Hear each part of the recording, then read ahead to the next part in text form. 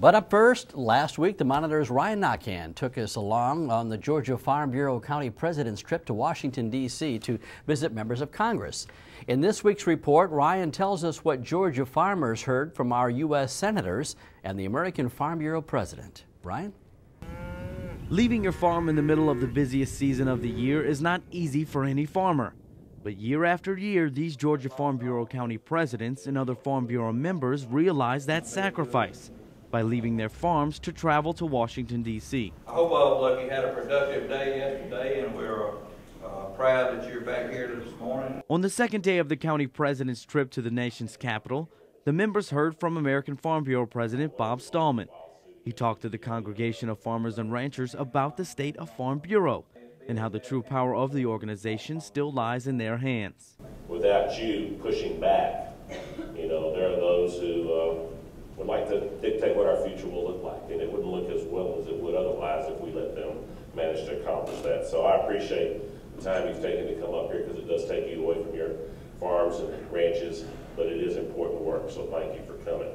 Farm Bureau continues to show their grassroots strength, especially on this visit, when GFB President Zippy Duvall met with the ambassador to Canada to discuss the country of origin labeling law. When we took that from a county level to a state level, passed on to American level, and we had some very passionate statements made by members of our board of directors about coup on the American convention floor, and it was passed through the convention.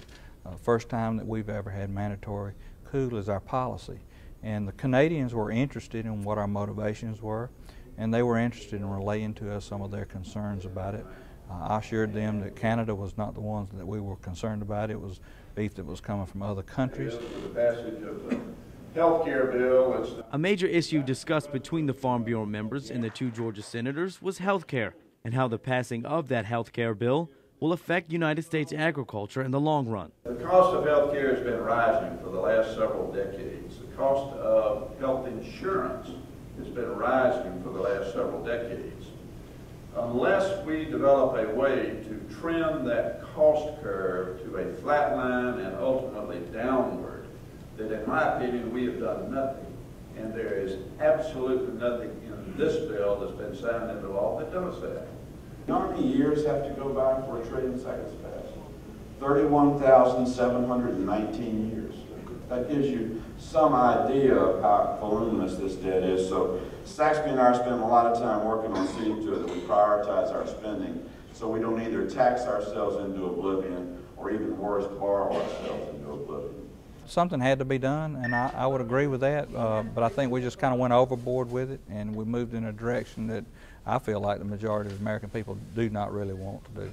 Duvall stated that because the health care bill has been signed into law, the time to object the bill is over, and agriculture must find ways to rise above. It's something that's going to become law, and we're going to have to work with it and try to minimize the damage to agriculture.